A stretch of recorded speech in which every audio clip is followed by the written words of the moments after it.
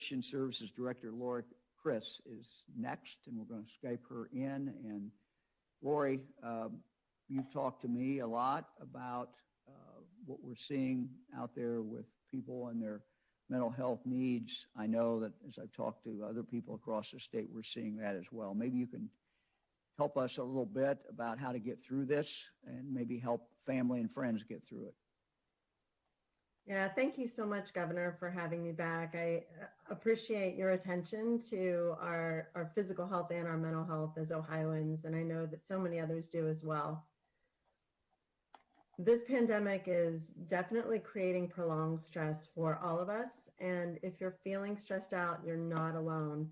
It's okay to not be okay, and it's okay to ask for help. And these are things that you've heard me say before, you've heard the governor talk about before, and it's true.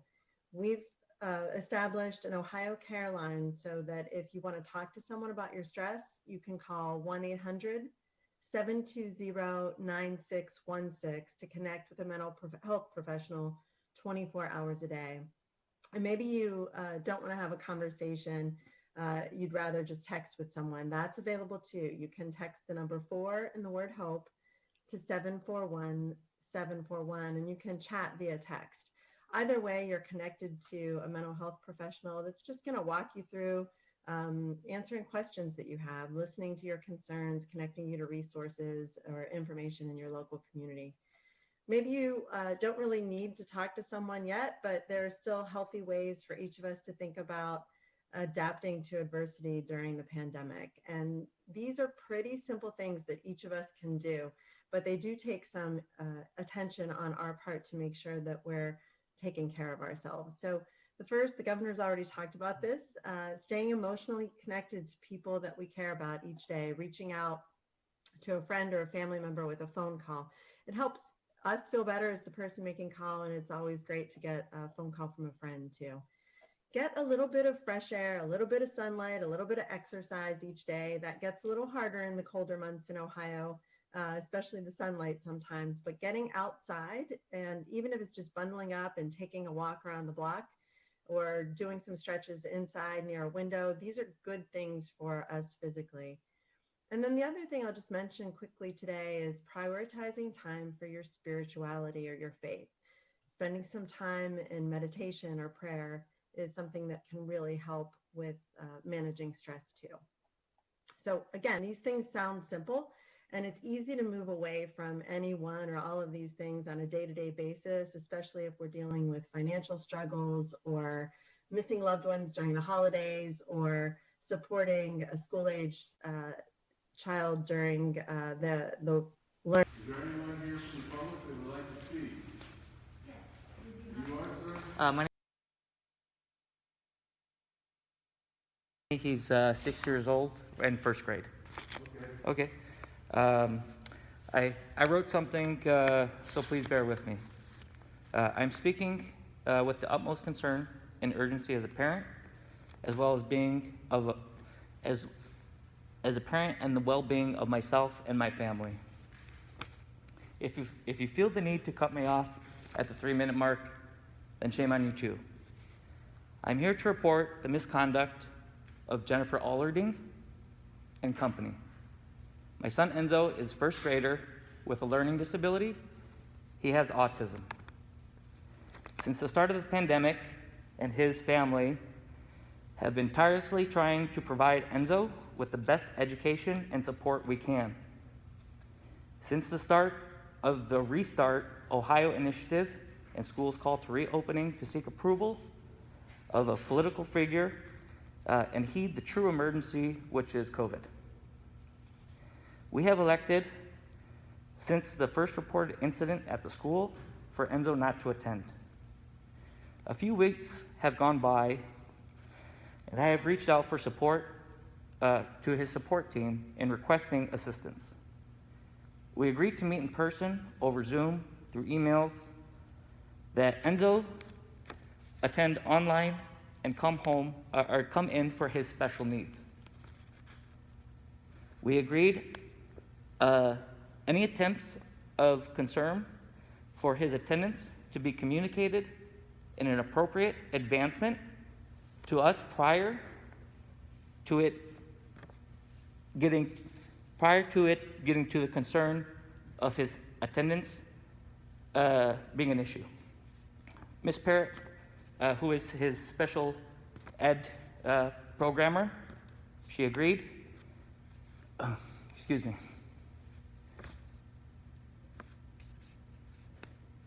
We asked for it in writing.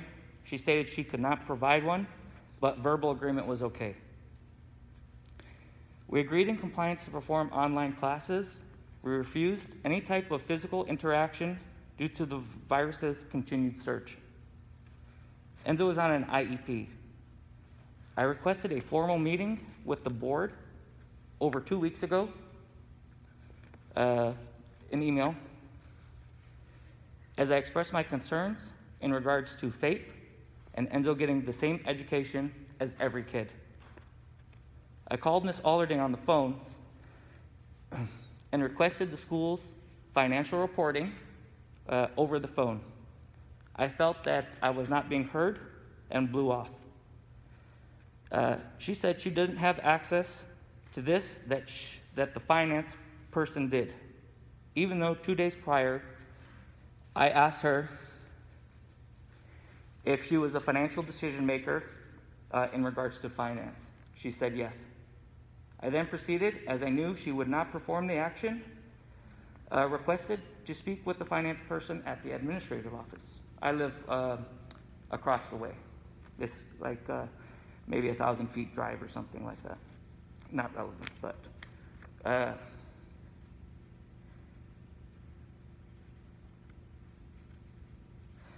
the police were called on me when I was at the admin office to mediate for no reason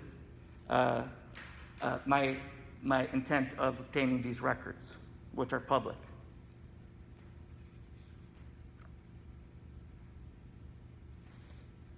I expressed my concerns that we were continuing the education of Enzo, turning in homework that we would personally do, as well as pick up from the school, weekly packets, and bring them back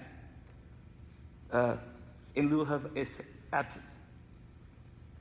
I also requested with a progress report of the school's public available financial records as it pertains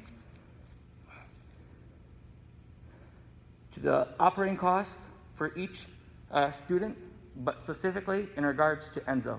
He receives special grants financing care for autism and his disability. We do not.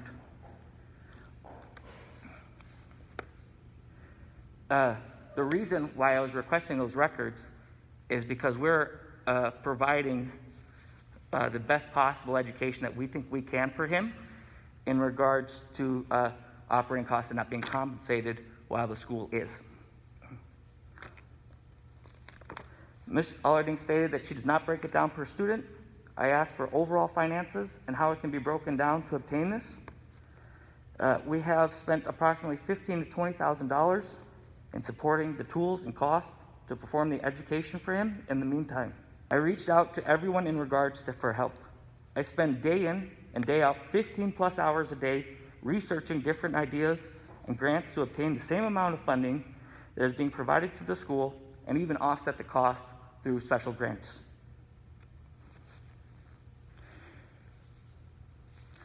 I have personally sold my personal possessions in excess of $10,000 to keep funding Enzo's school. As I'm performing these daily activities, my wife is conducting the act of teacher, role model, caregiver, mom, wife, and best friend for Enzo. Enzo knows nothing about the pandemic.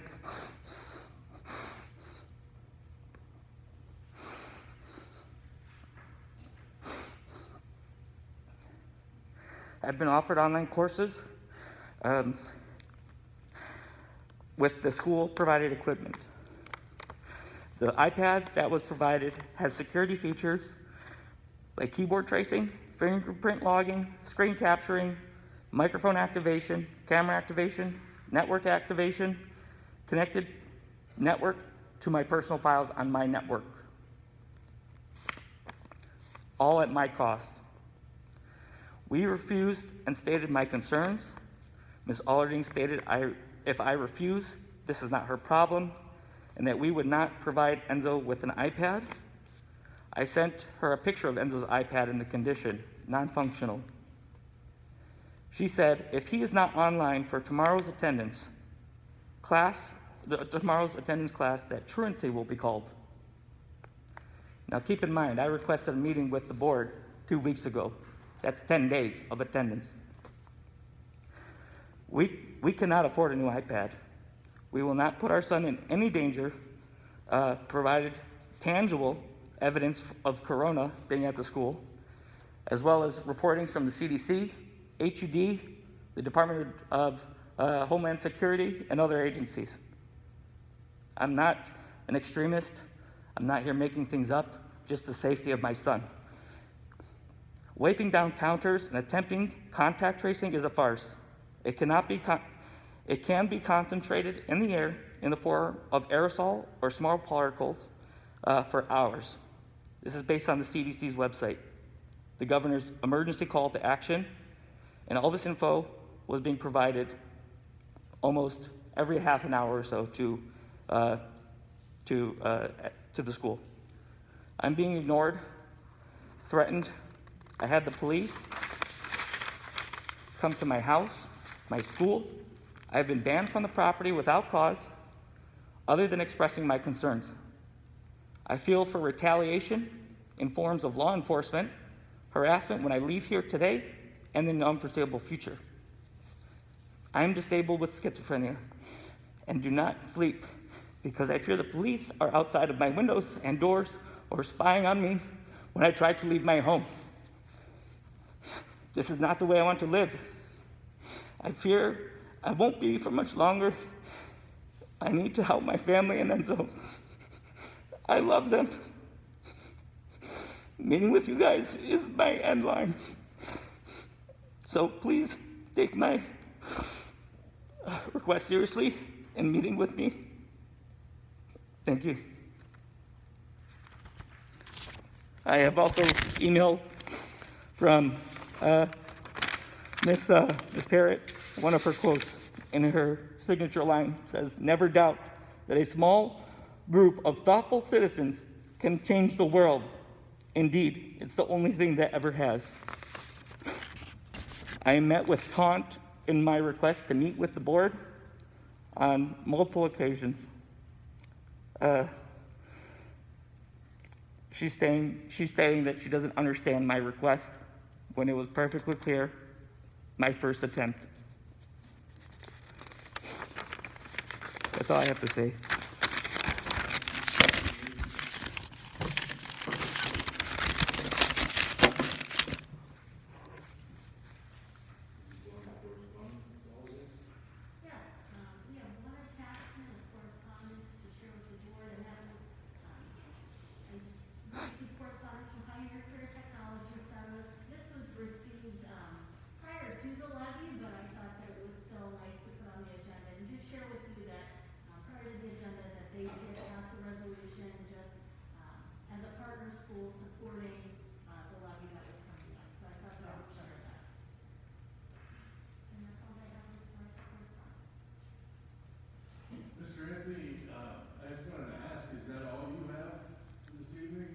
Excuse me. I was told that an executive meeting might be possible as well. Do you have anything to add that you haven't already said? I can provide you with a copy of what I've stated just now, and if you'd like to follow up with me at a different time, that's okay.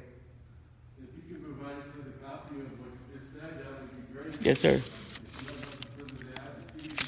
If No, everything. If you need more details, I can provide those. But basically, I'm just seeking the same cost that the school is having to provide to my son. That's it.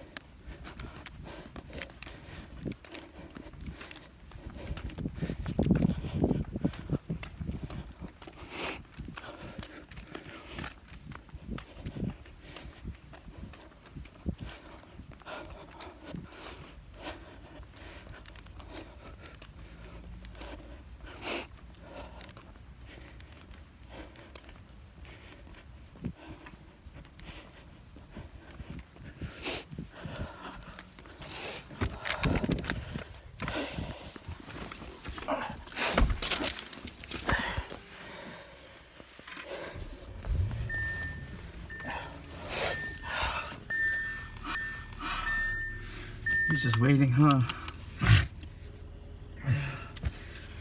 Okay. All right. See what happens.